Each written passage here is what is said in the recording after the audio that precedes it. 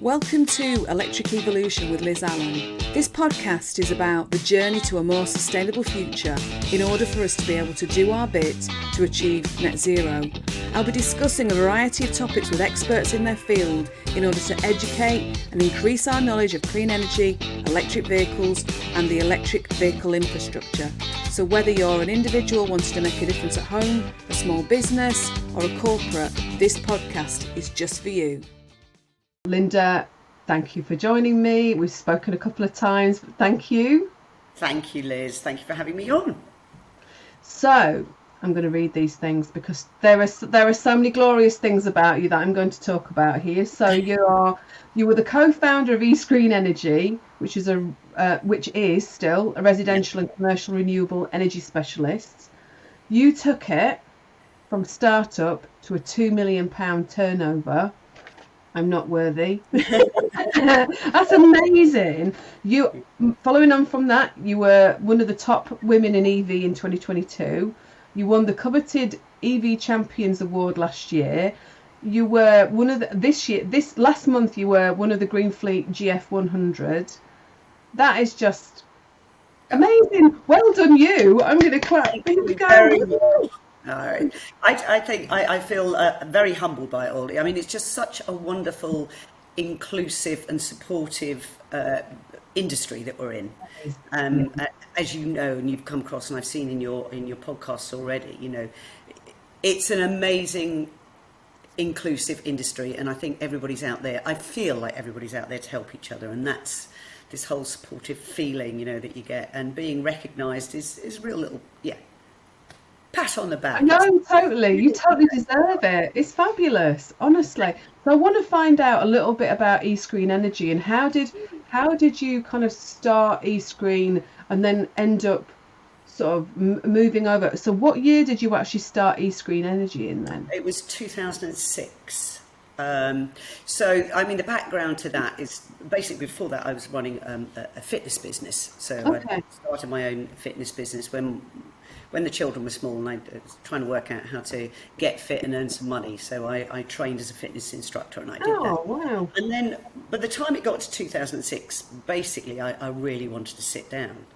So I wanted a job where I could sit down. But it needed to appeal to my sense of, I had a very green tinge to me.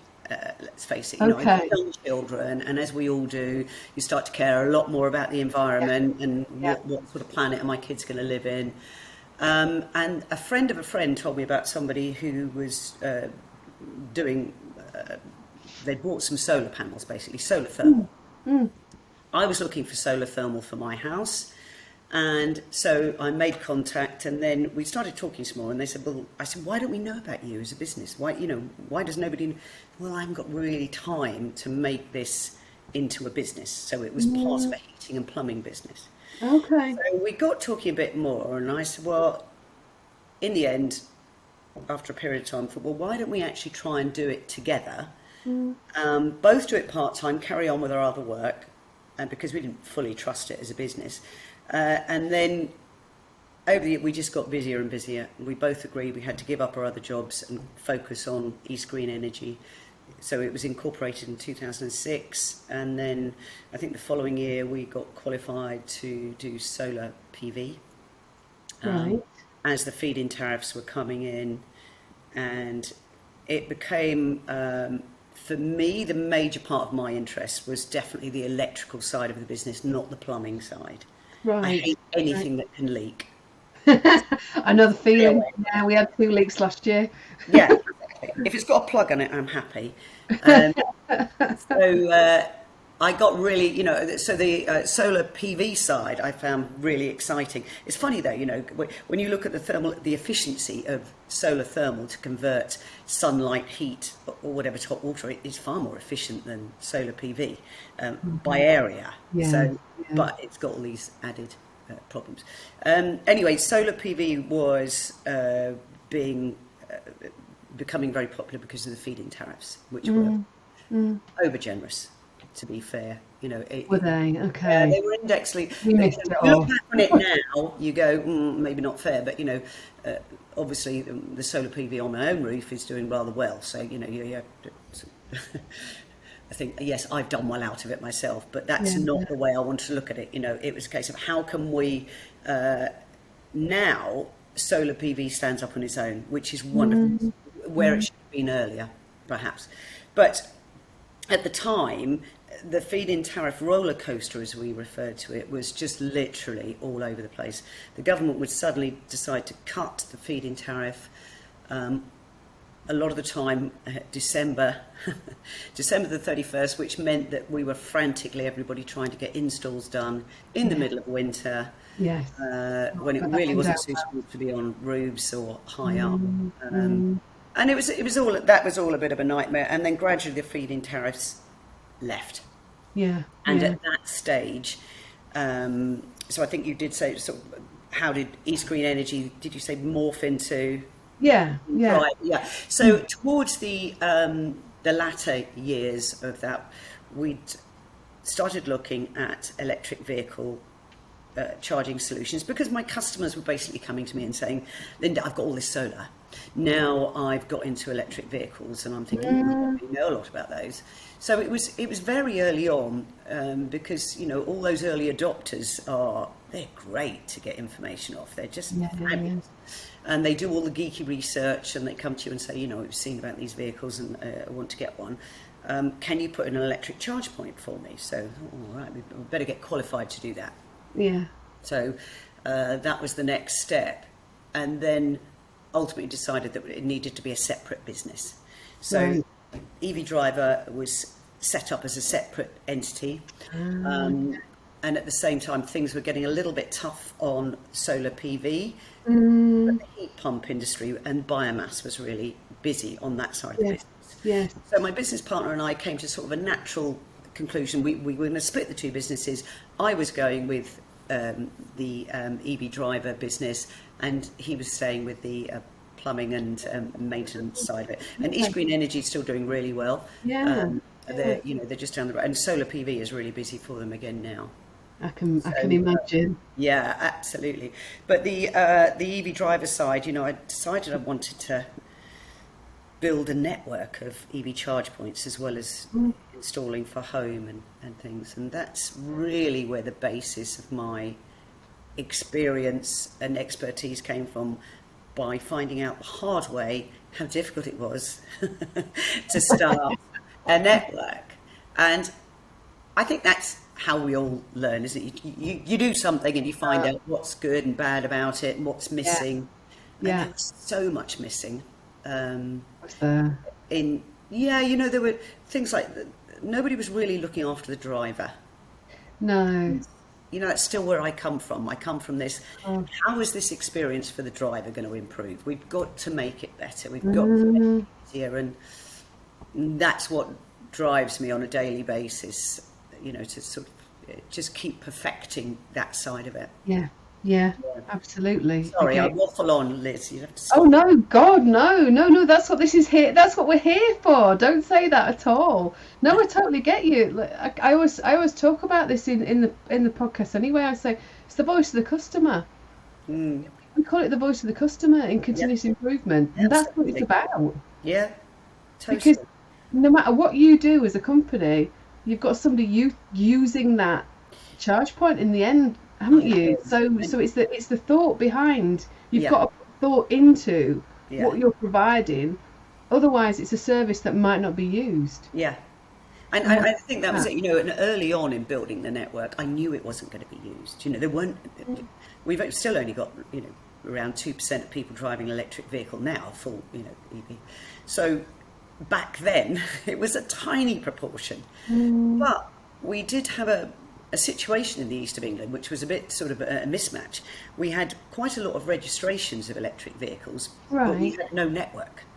So, you know, this assumes that they've got home chargers. Most early adopters, to be frank, did. You know, you had your own home charger. But still, if you had a reasonably small battery cars, which my first one was a 24 kilowatt Nissan Leaf.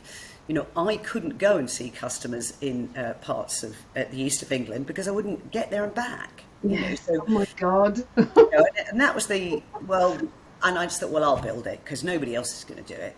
Yeah, And yeah. that's basically where it started. And when I say nobody else is going to do it, why would anyone concentrate on this area? I mean, the government needed to put funds into inner cities and where the pollution was at its worst, and that's completely understandable. Yeah. But I'm a great believer in private business. Just if you see a situation that needs doing, then you get on and do it. And that's, I was born into that sort of mentality, and it continues. And we can have private business and public-private partnerships, even better, to make sure that this rollout of charge points continues across the United Kingdom, to link up all these rural areas with the other areas. We have every right to clean air in rural parts too, but we've got these little, we've got areas where the pollution is bad, and if we can stop having those polluting vehicles going into those areas, then happy days. But we need to make it easier for people to convert to electric, and they can't do it if there's nowhere to charge. So the network that you created then, so how many charge points are in it? By the end, I had sort of 32 sockets when I sold the network. So it was a small AC network. Yeah. I was very much concentrating on 22 kilowatt AC charging, which to me is this sweet spot, and I still think it is. So you have a dual socket. It's total of 22 kilowatts. When split, it can do 11 kilowatts either side. Okay. Now, basically what's happening now is that all new vehicles coming to the market can charge 11 kilowatts AC. It used to be 3.5, 7, and now it's 11. I'm not sure it'll go much above that. You have DC charging, and then you've got this AC sweet spot. When you've got a destination charging network, which is what I was building, it's a case of I want to put these charge points where people are going and they're staying for a period of time. It's not en route on a motorway or on a road. It's, can they go to somewhere? Can they bring more business to that premises? Yes. And get a charge while they're there. So whether it's workplace or, I've got a couple of in small towns where the uptake and usage on those charge points is phenomenal. Is it? Absolutely, always busy. Yeah. And then, you have to have a ratio where you think, well, once it's being used a certain percentage, then I need to add more charge points. But, because I was hooking into the building supply of electricity, sometimes with an upgraded fuse, but mainly, what supply is available at your premises, and we'll put in a charge point and hope to maximise that. But that network, continued to grow, and I was very lucky. My first customer that was really interested was the East of England Co-op. Okay. So I started rolling them out at their sites, and they're a great organisation. They're very green and eco. They're quite separate from the other co-ops. Okay. They like to, they do their own thing, and they go, okay, we really like this whole, eco business. We source locally. If you go into an East of England co-op, they're a massive section of locally sourced produce. Yeah. They're very happy to look at, how they can have solar PV on the roof, electric charge points, and this kind of thing. So, really good local store. Nice holistic, nice way to look at these things in a holistic way, isn't it? Oh, fantastic. Yeah. No, so that was really good. But then I got to the period where I thought, okay, things are changing in my industry. Yeah. When I started, it was very much installing charge points. The business would pay for the charge point. They would pay for the software package and the service and maintenance, and we would look after it, bring in everything we needed and look after it for the client. Then people were starting to offer fully funded solutions. So to be honest, my choice back then was either I'm going to grow this and go out for investment, and I'm going to start doing fully funded solutions, or I'm going to look to partner with or sell my business to somebody who's offering those solutions, so that I can concentrate on the consultancy side. Yeah. So the consultancy was running alongside at that time. Okay. But how much time have you got to give to either? The other thing is when I'm running my own network, to a lot of people I was seen as a competitor. Of course. So you Yeah. get this, Yeah. I'm not actually going to talk to her about that because. Oh, So I made the decision to sell and sold in January 2020. did you? Oh, so it's not that long ago then. It's not that long ago, Okay. but obviously something else happened around that time. Funnily enough, yeah. Like me. And so I was very lucky that I wasn't then relying on drivers going to my network to charge. Yeah. So, it was fortuitous, it wasn't planned, but and It the other thing happened. that coincided then, that sometimes it's really difficult to get hold of anybody for a meeting when you need quite a few different stakeholders in a business to really talk properly about EV charging solutions, and in councils as well. Now, when COVID hit and we were all on Zoom and Teams and everything, suddenly you could get everybody in a room together. They were on Amazing. your screen, but you Yeah. could meet them. Yeah. Yeah. Meetings started to happen more easily, and I saw, for myself, it was actually, I could get hold of people and we could really start to talk about things, about how they're going to progress their EV charging. So it was actually, again, right place, right time. It was just a nice place for me to really get the consultancy underway. And I then started to find other independent consultants that I wanted to work with. And something we were talking about earlier, wasn't it, Liz? None of us can be experts in every single area. Exactly. So bringing together these amazing people and all working together on projects, and just using the EV driver umbrella to work under as a team of consultants has been really, really nice way to work. I love it. I love, that whole being part of a team. Yeah. And Camaraderie. yeah, and the expertise that everybody else brings. But Yeah. equally, if it's a small project, then I just work on my own. It works both ways. It also means I don't have to employ people, which is a real benefit during those times where you think, oh my God, what am I going to do? So it's worked out very well for me, and I absolutely love the consultancy side, helping everybody to get the solutions they need, and drawing on that expertise of having built my own network. That's So amazing. that's where that comes from. So who are are local authorities the main clients for the consultancy then? Or is it anybody? It's a real mix. So I've got customers that have that want to build their own network. They want to become a ChargePoint operator. Yeah. So I'll be helping them look through the different hardware solutions, software solutions, customer service solutions, connectivity solutions, service and maintenance. There's lots of different things that need to be done. And also to think, what resources do you have in-house to run this network? How much do you want to do in-house, and how much do you want to outsource? And to look at all the different costs and things that they need to consider. And what regulations are already in place, what do they need to really look at? Do they comply with ABC? And, if they thought about, as we were talking about, PAS regulations for the layout of charging stations, the contactless payment solutions, all these different things that they need to think about bringing on board, and pulling it all together, and the time it will take to do so.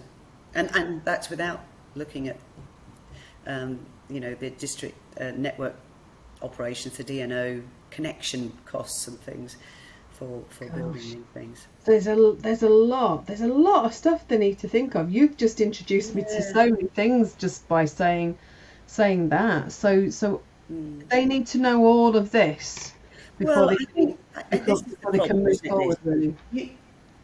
You can't know everything, and No. as we touched, you don't know what you don't know. No, So exactly. what you need to know is a broad outline of what knowledge do you have in this area, what do you have in this area, and who do you have to do this? And then when somebody says, well, okay, I'm quite happy to outsource it all, so somebody can run my network. But, Yes. but what does that actually mean? Yeah. Are you being now completely hands off and somebody else is doing it? So what relationship do you have with your customer? And what happens when something goes wrong? And, there's these things. Yeah. So is that kind of like white labeling then? Yeah, you can white label. There's a number of different ways of doing it. And last year, a couple of years ago, I helped Liberty Charge launch their network. And they were very much, really, really good at the way they wanted to do it. They wanted to be very involved and look at every aspect of it. And they, to be a top-class network. And it's lovely, that approach, when you look at what people are doing, when they're so thorough about what they want. Yes. Yeah. And they know exactly, because you've also got to decide which sector you're in. So it's not just, okay, I'm doing EV charging. Well, what type of charging? Are you en route charging? Are you destination charging? Are you residential charging? Because as we know, it's not like a fuel station, is it? It's not just, I'm a petrol station, I'm on a road and everybody drives to me. Yes. This is so different, because you can charge anywhere there is a plug. So we need to think about what the customer wants and what type of network you're going to service, and how are you going to communicate with those customers? What relationship do you want? There's a lot of different things that need to be thought of along the way, and then you put your business plan together. Oh my God, that's a lot of spinning of plates, isn't it? Yeah, really? there is. But so many of the companies they've come from a particular sector. So, for instance, Liberty Charges, Liberty Global, O2, and Virgin Media. So they've got expertise, a massive amount of expertise in those areas. Then, when I'm working with a council, they've got all their car parks, and they've got a lot of expertise in certain areas, but they now need to work with what are they trying to provide for their residents, and do they need to pay? Does this need to be taxpayers' money? Because there's lots of people, as I mentioned, offering fully funded solutions, and some really good solutions out there. There's plenty of ways to help people think, well, you want to build a network, these guys have already got a network, they can help you. And then there's the product. Oh my God, there's some amazing product out there now. So whether it's payment solutions, hardware, software. So for me, my difficulty is trying to keep up with it all. I was going to say, I was just like, oh my God, this even, you're telling me more stuff than, and this is what I love to learn. There's so much. There is. But I now realise how many things as a charge point operator you've got to do, and as a local council, what you've got to do. How did you find? Obviously, you've got you have new charge point operators, don't you, who are learning exactly, and you're helping them with the consultancy. And then you've got councils who've been given this remit, haven't they? So they've got, here you go, that's you've got to do this EV charging rollout. There you go.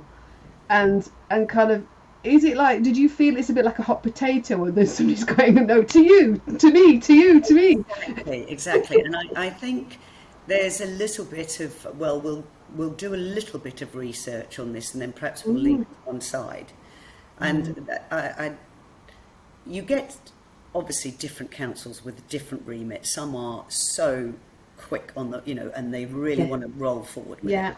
So here where I am, in Suffolk, we're great. So we've got some of the levy funding. The council has been really hot on it, and there's a couple of people in there. There's even one called Electric Pete. I'm sure he won't mind me still using his old name. But he was an advocate for electric vehicles early on. He worked in Renault. He had sort of the first Zoe, and he was so passionate about electric vehicles. And then he's gone into to work in the council, which is great because he's got all this knowledge and passion anyway. And there's other people in the council that they're just, as I say, completely passionate about getting it done. They've been awarded funding, and it's carrying forward in a very positive way. Mm, And you'll get other councils, and when you look at that funding, sometimes you see sections such as, let's say, the AUX funding, which is the on-street residential charging solution funding.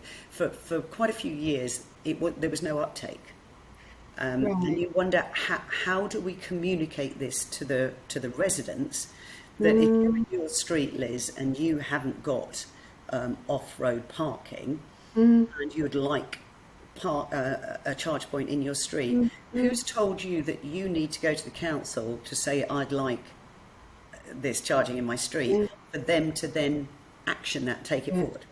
So we somehow need to get these messages out. So the council doesn't need to do anything, particularly if nobody's asked. And now for them to know again. I know. So we need this whole joined up message, and we need to get the information out there. So sometimes it appears that councils aren't really doing anything, but that's because maybe Liz in the street hasn't asked. But how does Liz know to ask? So we need to bring it all together. Yeah, there's a lot of that though, isn't there, with kind of local authorities and government messages and things, and you kind of, like you say, if the local authorities aren't communicating it in the first place, because maybe they don't want to tell anybody. Well, it's a lot of work, to be honest. Now, the Energy Saving Trust are brilliant. So this is the main sort of place. You go and have a look at the Energy Saving Trust. There's loads of information there. And you can find out about a lot of these different funds. But still, you need to know to go there, don't you? And I always think that we need some sort of central... that has all this information. So if you were putting in, EV charging my street or whatever, what would come up? We need this central repository with everything there that we can find, and exactly how you take it forward. Because sometimes you just get exhausted by searching, and you just go, I know. You are right. Yeah, it's difficult, isn't it? Kind of. Like you say, I kind of get fed up of scrolling after a while. Do you know what I mean? And and then you've got different. So you'll put different sort of terminology in, and you'll scroll for it, and then and it'll come up with something else. And then I know what I'm like. I've told you, Linda. I go down a rabbit hole. Yes, I'm like, that's interesting. What was the reason that I actually was here in the first place? Oh yes, I'm just going to have to jump back to this again. Exactly. No, exactly. But again, I'm learning so much about this. But if I think about this, I've been talking to people like you to find out all this information. If I'm somebody in the local council and all of a sudden my remit is now, on-street charging or rollout of charging, or the levy fund, as we touched on, so you get funds that are launched, and then how is anybody going to know? As I say, the Energy Saving Trust is there to teach people and share information, but there is an awful lot to know, and sometimes you just need a little bit of where do I actually start, and which bits do I need to know? Where can I get external help? Yeah. What can I use as a resource within our business or our council? And it's just helping people know where to start, and sort of this timeline of things that they'll need to know. As I said, there's been some stories of certain, I think it was a council that purchased some electric trucks of some sort. I heard this. Yeah. And we always know that the bad stories get lots of press. Of course, they're always there. They hit the headlines. So you've got a load of trucks that are sitting there because they hadn't got the EV charging sorted out. Now, if you are in the process of looking at your fleet and you're getting vehicles and you haven't thought about charging them alongside that, then you're going to have a mismatch here. Yeah. In fact, sometimes you need to be thinking about the charging earlier on, particularly if you need a fuse upgrade. If you need an electrical upgrade, it's certainly time to do that before you order the vehicles. Yeah, it's a bit of joined up thinking, isn't it? Absolutely. So it's just trying to get that information out to people, and it's hard to know how to a lot of the time. And I suppose, again, if you go back to the don't know what you don't know, you've got somebody who's in charge of fleet. Yeah, and then finance. Yeah, fleet, you've got finance, but then if you've not got anybody in charge of EV rollout yet, Yeah, or somebody and coming on board, you've got property as well, so it comes into quite a few different areas. And of if you just course. think, well, it's always been fleet, and they go to a petrol station, so it doesn't matter. But hold on, we need to spend some money on your property, upgrading, putting in electrical infrastructure so you can charge your fleet at home. And have you thought about, your drivers? Are they going to charge at the depot? Are they going to charge en route, or are they going to charge at home? Or are they going to do a mixture of all of them? And in Yeah, which case, yeah, how are you going to bring all that charging infrastructure together under one finance package? How are they getting their receipts? Are they using a fuel card? Yeah, boy, oh boy, exactly. there's a lot to be thought of, but all of it has a solution. This isn't insurmountable. No, It can all no. be done, but it's really important that you think about it in steps and It's like. great that you can provide people with that because you've got the answers, haven't you? You've got the answers for them, you know. Well, And I would not say that I have all the answers, Liz, for sure. But if I most of don't, them, a lot of them. I know where to go because it's Yeah, a yeah, yeah, yeah. small That's what I mean. industry. And I work with a lot of wonderful consultants, independent consultant experts, as I say, whether it's in the vans, in the batteries, in all different areas. There are plenty of experts out there with the different layers of knowledge that pull together.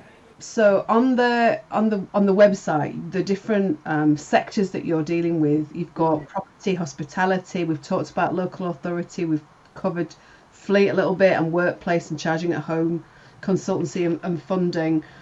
What would you say? What do these sectors need to do when it comes to looking at the EV adoption and infrastructure? I know we've kind of covered it a little bit, but is Yeah. there are there other things that they need to look at? Well, I think, yeah, one of the first things I would say is don't leave it any longer. You know, it, Yeah, you know, 2030 isn't far away. We've got not at massive all. Yeah. adoption of electric vehicles happening. Yes, we've got shortage of supply, but there's no shortage of demand. It's happening, whether you want it to or More or not. less. And Yeah. actually, so let's take the hospitality sector. They were hit really hard during COVID, as we know. Oh, they So were totally. Yes. and now they've got all sorts of supply problems. There's any number of reasons why they might think, I don't need an extra expenditure. I'm parking that, and I'm not going to do it. Well, Yeah. don't look at it like that. Look at this as a potential revenue stream for your business, Yeah. and to encourage more customers to come to you. I would absolutely say that this is something you should do, and that there are plenty of wonderful ChargePoint operators out there willing to do funded solutions for you. So it's not going to cost you. But if you don't look at it now, somebody else will. And once I get used to going to this particular pub or hotel to stay because I love their charging infrastructure, and for me, as an electric vehicle driver, I will be looking for somewhere to stay that has EV charging so I can charge overnight. Because the best way to charge your vehicle is all those times when it's not going anywhere. So Yeah. whenever it's idle, that's when you Yeah. want to charge it. Yeah. Then it's not inconvenient to me or anybody else. So if I'm choosing a hotel, a bed and breakfast, whether it's holiday, work, whatever, or anywhere that I'm going for a meeting, I want to find out from that venue whether they have charging infrastructure that I can use while I'm there. Yes. Yeah. So if somebody's willing to fund that for you, and you can have it on the outside of your building, and there's a percentage revenue share for you, why Why wouldn't you do it? not? Why wouldn't you do it? But again, Liz, this is, how am I going to get this information out to them all when they're so stressed by, where are they getting their tomatoes, which is the big story, isn't it? Or whatever. I know. So if you can't do all these other things, why am I even thinking about EV charging? Well, because it's going to bring you a revenue stream. So Yeah. so get on and do it, but make sure it's the right solution for the right premises? And this is, as I say, this is the important bit. Do I need rapid charging at huge cost if everyone that's coming to my venue stays overnight? Yes. Maybe not. Maybe I need a row of 7 kilowatt chargers. Yeah. Or maybe I've got a meeting room or people come for lunch. Maybe I need a mixture of both. But let's engage and talk about what's the right solution for you. And, you know, maybe you do have money to invest and you'd rather own the infrastructure and own more of it. But I think my main thing to say would be don't leave it any longer. It's time to at least review it, even if you're not ready to jump. And I suppose alongside, especially hospitality, you know, if it is a hotel and people are staying overnight, like you say, I was talking to somebody a little while ago, you know, about building it into the booking solution as well. Oh yeah. So that actually, because I don't want to rock up to a hotel with my EV and I've booked an EV ChargePoint and actually somebody else is parked there, either whether they've got an EV or not. You know, you want to know that you've got a dedicated slot, a dedicated parking space, because but that needs to be built into it as well, doesn't it? Absolutely. And you know, most of the SaaS solution, you know, software as a service solutions, and the back office solutions can now integrate booking systems. So where booking systems are valuable are exactly what you've just explained. It's the hotel or where I'm coming to stay. I don't think that booking systems in a charging en route hub are as effective, because you need to be there at exactly the right time, and you know, slightly more. I think maybe queuing systems whereby you've arrived, and once you're there, then you can be in a queuing system for that charge point. But hotels and things, absolutely. Why not pre-book? You know? Yeah. I think it's going back to joined up thinking, isn't it? And making sure, but also and actually asking what the customer wants. So this is no matter who these customers are, whether they're internal, they're part of your business, or whether they're external because they're coming to your hotel.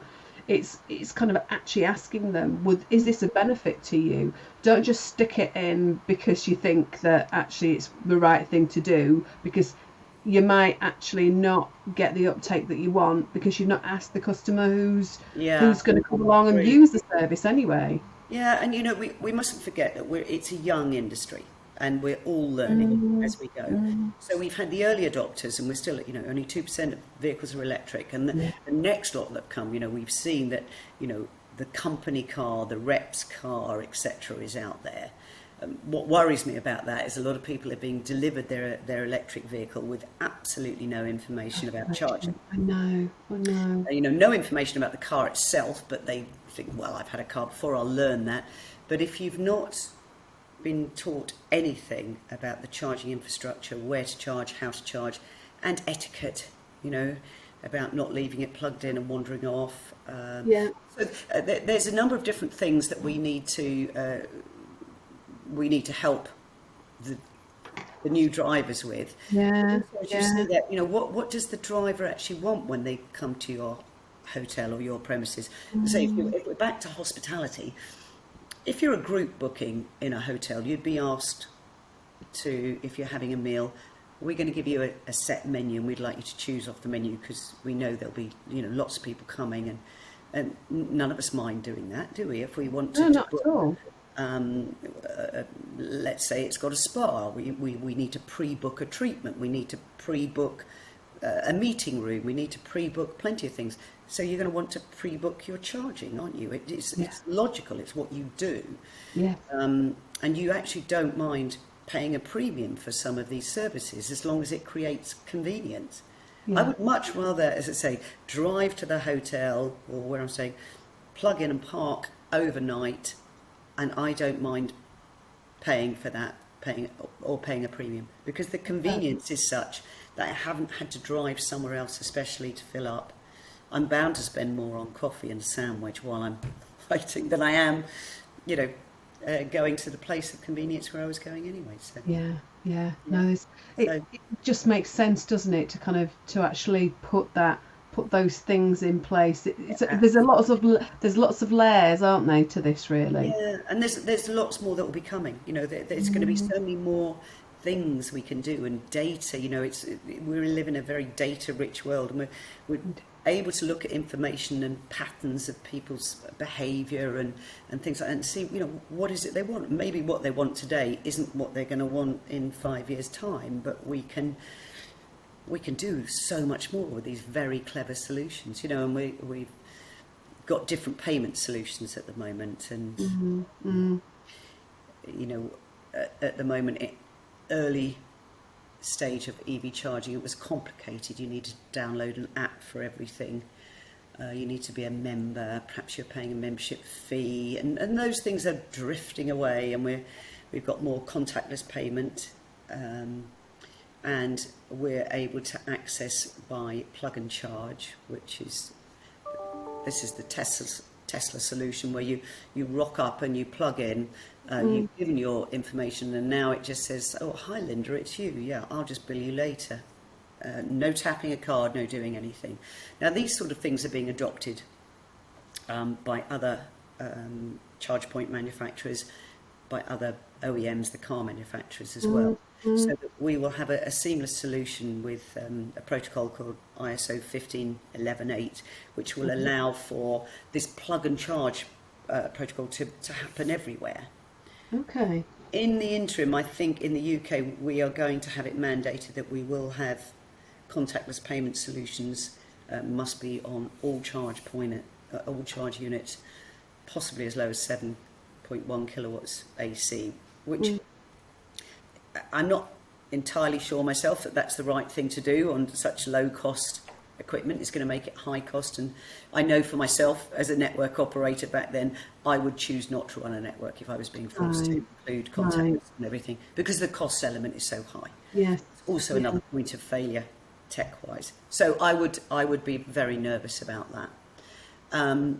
But the ISO 15118 protocol, which is going to allow the plug and charge solution, it's smoother. I think for an end user, when we're talking about the driver again, you're going to go, well, this is even easier than going and tapping my contactless card. It just knows who I am. I plugged in, it's charging. So surely I'm going to choose to use that going forward. So what we don't want is legislation to stifle innovation. And it's a very fine balance between the two. So we'll have to see what happens with that. I think contactless payment solutions on rapid and ultra rapid DC charging is fine, because those bits get quite costly anyway. The cost of the contactless will probably get lost within that whole pricing, but with AC, that's a different matter. Too costly. So what is it about EV Driver that gives you that fire in your belly, that kind of buzz every morning? What is it? I think, I love the industry. I absolutely love it. Every day there's something new. It's absolutely every single day something pops up on one of my feeds or whatever. Oh, there's a new payment solution. There's a new charge unit. There's a new this. There's a new that, and everything is geared towards making this simplified and greener and cleaner. Yeah. And as we know, we need to decarbonise. We've got to do this. And only with an electric vehicle do you have to constantly qualify the fact that where it was made. Were children being sent down a mine to get that. We look at anything that's clean and green and we rip it to pieces to say how was it built. We don't do the same with anything that's already fossil fuel. We just accept that it's there. But the industry cares, and everybody in this industry truly seems to care about the planet and what we're doing. They give a so that's what gets me every day. Every day feels like we there isn't a lot of time to get this done. We know that, and we just need to keep working together to do it. And it's exciting. That's right. That's good. I mean, like I said to you, didn't I? I've told people before, and I've interviewed my husband as well. I'm married to a professor of climate science, so you live it every day, and been doing for years. And you'd kind of think, oh, wouldn't we be the first ones to adopt an EV? And maybe we should. Maybe we should have been early adopters, but we're here now. And I think that's what I'd like to say to everybody else. You're here now. Whatever you can do to make a difference, that Yeah. just do it. It's obviously the best thing, Liz, is if none of us were driving around everywhere. It's true. So I don't think having an EV is the It's not the be all and end all, is it? absolutely Yeah. not. It's about decarbonising transportation as a whole, and I get the train. I'm lucky; I've got a train station. So if I'm going into London, it's always the train because I've got a route in. But it's expensive unless you book. So you're always trying to weigh up cost against decarbonisation and things, and sometimes you really have to think it through. Right. Yeah. If it's 4 people travelling, then a car is good value, isn't it? Yeah. Yeah. You're a pioneer of EV roaming. What does that mean? Okay, so roaming and interoperability. So this is about being able to use one card or one app or whatever to seamlessly go around all the charge units. Now, to be honest, in the UK, if we were to start again, we wouldn't start where we are now. But of course, that's not an option. Now, in the Netherlands, what they did is when they set up the charge points all across the Netherlands, the government there said everybody can compete. It can be a competitive market, but the one thing you can't compete on is roaming. All your charge points, everybody must be able to access all of the charge points. So it's that kind of thing. So here in the UK, it's been a bit more complicated. And we've got, we had the 2 main networks early on in the UK who didn't allow roaming between each other. So you had to be a member of one or a member of the other. And that was the other thing. Yeah. To be honest, that really hasn't moved on that much. But other networks, newer ones, have all said, we're really happy to roam. So, and for me, very early on, I said, I want everyone to be able to access my network. So how do I do it? And then you've got to work out, okay, so there's different protocols and I need to share links, and I won't go into the full details of doing it, but I had to belong to different software solutions and things so that I could make this happen. Yeah. But once I did, I saw my revenue on my charge units increase by 30% in a really short space of time. Oh my goodness. So my argument was always to people, if you make it accessible to all, you make it easy, they will come. Yes. They will come because anywhere where life is easier, we're going, I just give me an easy way of doing it, and yes, I'll come. So there was no downside to doing it. There is a sense that people want data. They really, really want to gather data. They also want revenue, and you sometimes need to decide, is data more important than revenue, or vice versa, and you're going to have to make that call. Because if you allow it to be open to everybody, you might not capture the data of the end user. Yes. So that's the balance that you're always looking at. So it's a commercial decision for somebody to make. But these are things that we discussed during consultancy. And we can look at real world facts about how it happens. And to be honest, if you've got contactless solution, you're not, that's an anonymous user. So you don't know who they are. And so already, the data is gone, revenue is increased. Yeah. It's a balance thing. The amount of knowledge that you've got, and the amount of people, the number of people that you work with, to me, if people are looking to find, to kind of bring on a group of consultants, it makes sense to kind of approach you, in my mind, because you've got all that information, all those people around you to help, haven't you? Well, I think that's it. It's just it's time served. I got into the industry early. I've learnt a lot along the way, and as I say, every single day is a school day. Boy, oh boy, But as I say, it's a wonderful industry. There's a lot of reasons why you should be doing it. And there are even more reasons why you should have started yesterday. but Yeah. don't leave it until tomorrow. And don't run away because you're scared. I No, think that's just the other start one, to isn't find it? out. But you need to know where you can go to find Yeah. out. So as I Yeah. say, so in my opinion, as I said early on, when I decided to sell my network, because it was sort of grating slightly against being an independent consultant. How can I be independent if I run a network? I've got a vested interest. So now, that the independent consultant can talk about all sorts of Everything. everything and say, look, I think, sometimes all I do is I say to people, I don't think you need me. I think I know what you need, and you probably need to go to this company, and they can provide the service you need. Oh, So, so yeah. I normally start, as I say, and I have the chat, and we chat about what does the person think they need, and then I can give them some independent pointers on what they should have. Oh, that's brilliant. It's not So if always, people, it's not always saying, you need to engage me and I need to work for you for a year for lots of money. That's not what it's about. It's about saying to people, look, I don't think you need me at all. This is what I think you need.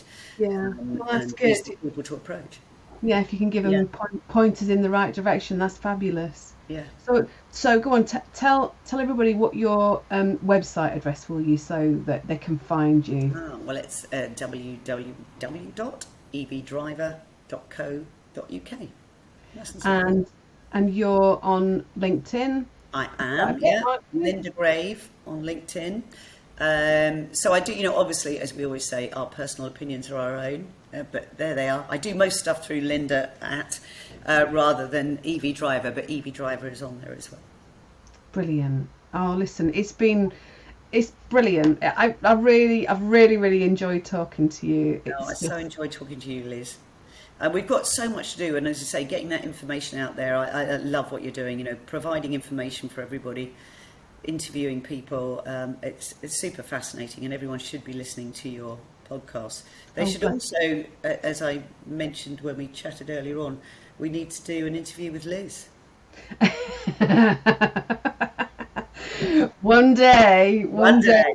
Well, my little team, we're talking at the moment about doing a team podcast. Definitely. So yeah, I don't know how I'll feel about being on the other side. Nobody likes being on the other side, but it's. Oh my goodness! But listen, thank you, Linda. Absolutely wonderful. Thank you so much. I hope everybody listening and watching has really enjoyed it the same way as I have. So yeah, but look, I'm going to say goodbye to you now, Linda. Thank you ever so much for your time, and I'm going to say goodbye to everybody else, and I shall see you next time. Bye-bye. You've been watching Electric Evolution with Liz Allan. Don't forget to subscribe and click on the bell icon, and you'll receive all of our weekly videos. Thanks for watching. See you soon. Bye.